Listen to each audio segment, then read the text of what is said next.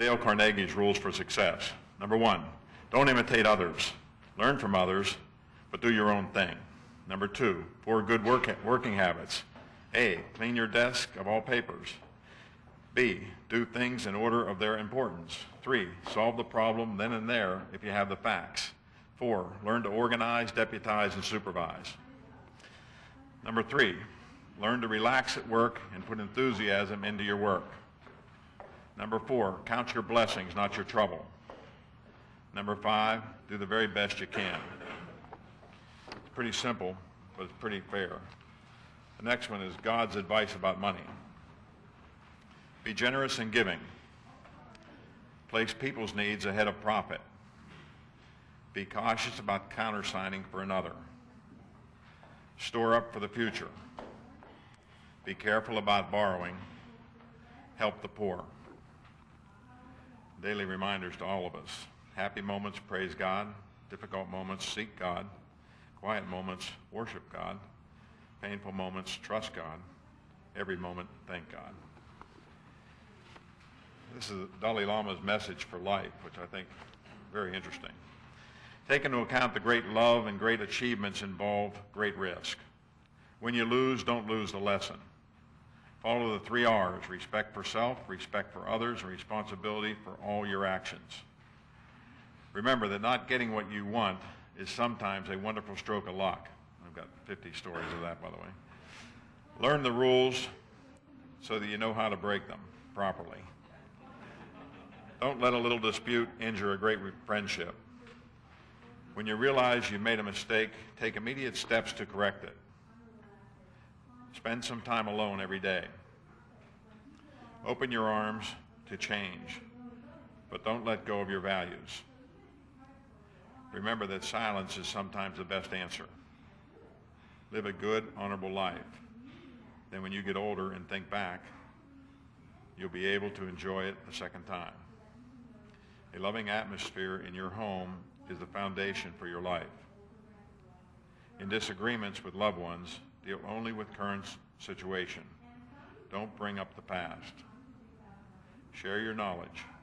It's a way to achieve immortality. Be gentle with the earth. Once a year, go someplace you've never been before. Remember that the best relationship is one in which your love for each other exceeds your need for each other. Judge your success, but what you had to give up in order to get it. Approach love and cooking with reckless abandon.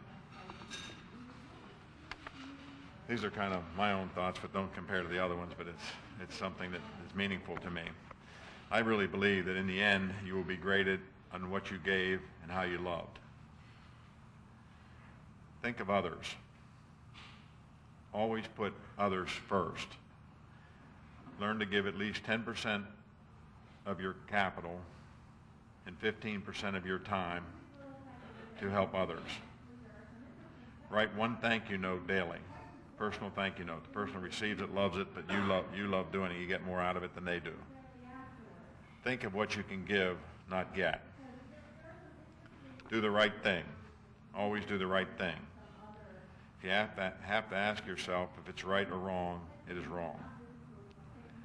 I have 3 words that I, along with teaching my grandkids and kids about buying income properties, I have 3 words that I tell them are the most important thing they can learn in life and every relationship they have, especially with their loved ones in their home, but with their friends and with anybody else. And I think it's really pertinent to business. If you're trustworthy, committed, and caring, in my judgment, you can't fail. Without those 3 words, you can't succeed. You may make more money than the guy next to you at the table, or you may do something like that, but you're not going to have a peaceful life. If you think about it, in your world, any friendship you've had or any business relationship that really worked for you, you trusted the person you were doing business with. And probably you felt their commitment to the situation, whatever it was. In mine, it's real estate and love in my home and love with my children and so on. And in yours, whatever your world is, you've got to be committed to your world. People don't want to do business with people that say they're in the restaurant business, but they're really in the brokerage business. Oh, by the way, I'll sell you a mutual fund if you come to dinner. The people don't deal with that well. You've got to feel the commitment.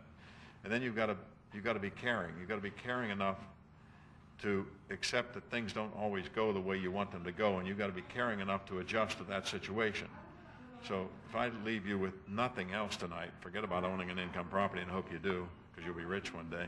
Just be trustworthy, committed, and caring, and I promise you your life will be more peaceful and you'll be very successful. And be content. Wherever you are, be content. It doesn't, I mean, there's problems that come in everybody's life, but if you smile and kind of get through it, it's just an easier way to go. Adversity. I always tell my kids this too. The person's true character shows up when they're losing because everybody can handle winning. And if you think about that for a moment, it's true. Work hard, but allow time for the 4 F's. Family, fun, friends, and faith. Kind of my message about what's worked for me and others that I know that have done the same thing, and I'm sure it will work for you also. I wish you luck in whatever real estate or whatever endeavor you all decide to go into, because it's just wonderful that people take the time to be members of the community like you are and to get these designations. And I also congratulate the 6 of you who got that designation. I considered getting a chartered financial analysis designation one time, but I didn't believe I could accomplish it, so I didn't do it. I love business. I love numbers. It was just a huge commitment, so I respect what you've done, and I respect this organization a lot. And it's one of the designations. If I ever had a designation, I'd be very proud to have that designation. With that, I'm going to end it.